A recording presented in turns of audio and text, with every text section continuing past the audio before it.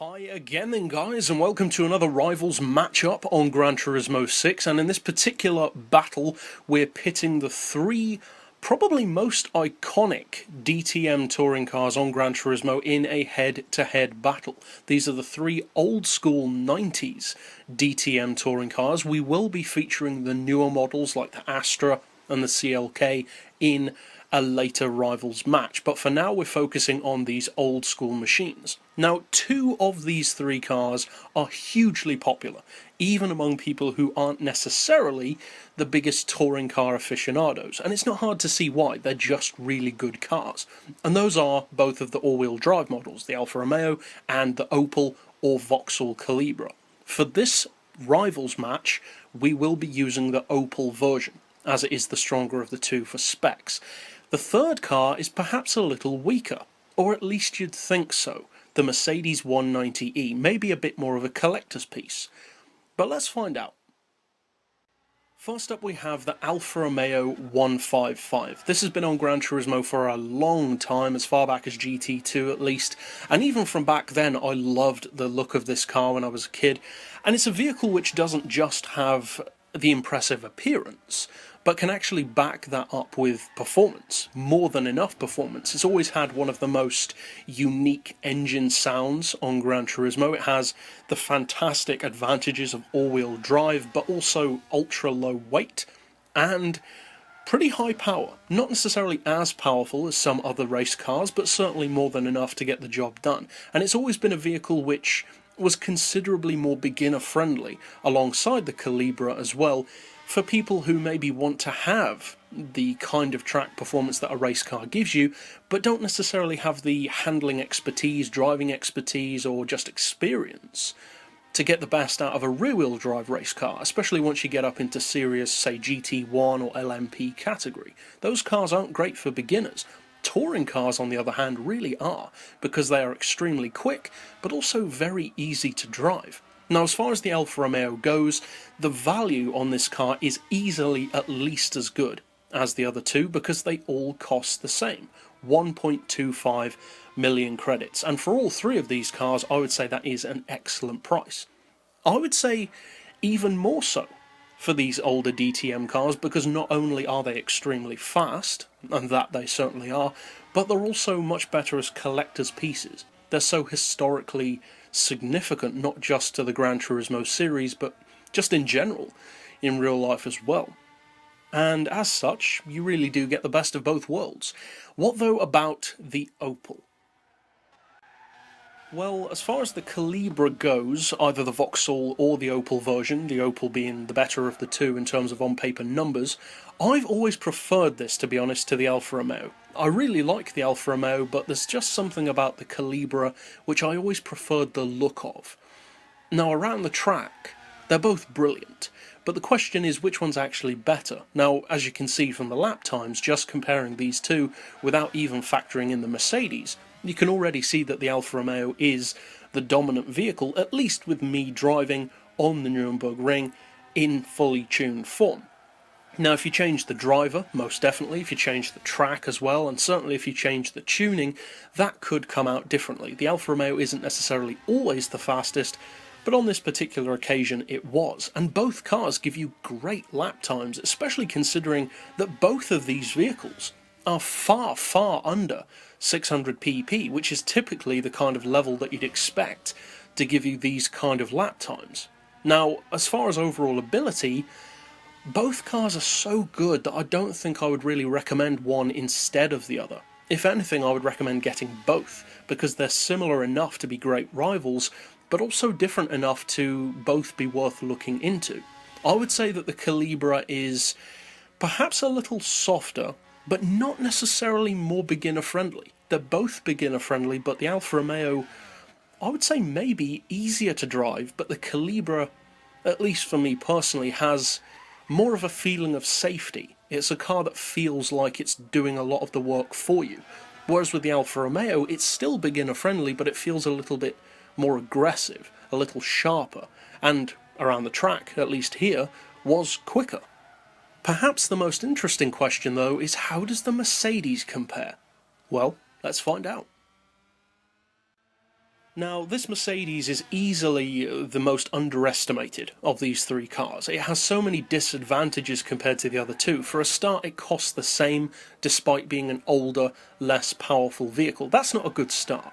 The car doesn't have the big crazy body kits, and even though it's only 1 year older than the other two vehicles, it looks like more than that. It really does look dated, whereas the Alfa Romeo and especially the Calibra could easily be running up to the late 90s and still look okay, whereas the Mercedes really does look like an early 90s, if not late 80s machine.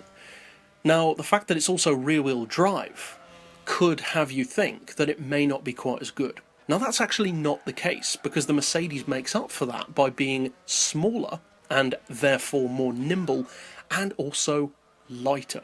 And for a race car, low weight can be more important than high power. Some people would say that it is always more important. I wouldn't agree with that. There are some tracks where you need more power, but in general, having lower weight is the better option of the two. The Mercedes has that. It weighs under a ton, whereas both of the other models weigh more. And interestingly, as you can see from the lap times, although the Mercedes wasn't the quickest of the three, it wasn't the slowest either. It was slower than the Alfa Romeo, but it was quicker than the Calibra, and all three vehicles were remarkably close to each other in terms of lap time. In fact, there was less than a second between the three cars, and that really is impressive and just goes to show that they really are all worth their price. That brings us though to the question of which one, purely for the fun of it of course, wins on paper. Well, let's find out. Well, as we do lay out those specs on paper, you may be surprised in some ways just how close these three cars are. People already know to some degree how close they are around the track. They're brilliant. Maybe not the Mercedes, people don't recognise that one's ability as much, and to be honest, even myself included, before doing this Rivals match, I didn't realise just how close the Mercedes was in terms of lap time potential. I was expecting it to be the slowest of the three, and probably by around 5 seconds. I was totally wrong. It was in between the other two, which is remarkably good given how undervalued the 190e seems to be, at least for the most part. But what about the actual numbers? Well, first of all, we have the price. And as we already said, all three cars have the exact same price tag. And so, as we always do in that scenario, we are giving all three cars the same point.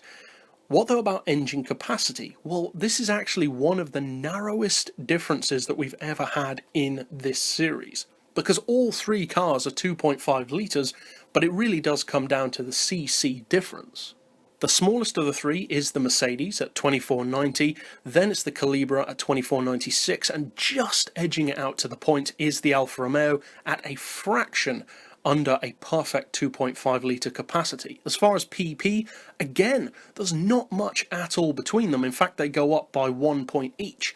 And perhaps surprisingly, the quickest of the three, the Alfa Romeo, actually has, ironically, the lowest PP of the three at 584, then 585 on the Calibra, and surprisingly, perhaps 586 on the Mercedes, giving the Mercedes the point in that regard.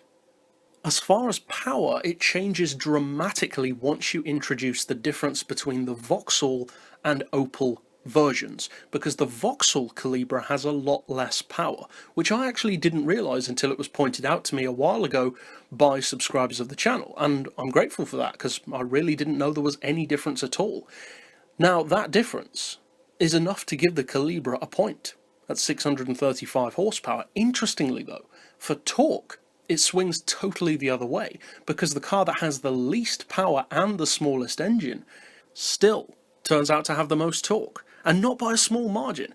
The 190e actually has around 40 pound-feet of torque more than the Alfa Romeo, and around 60 pound-feet of torque more than the Calibra.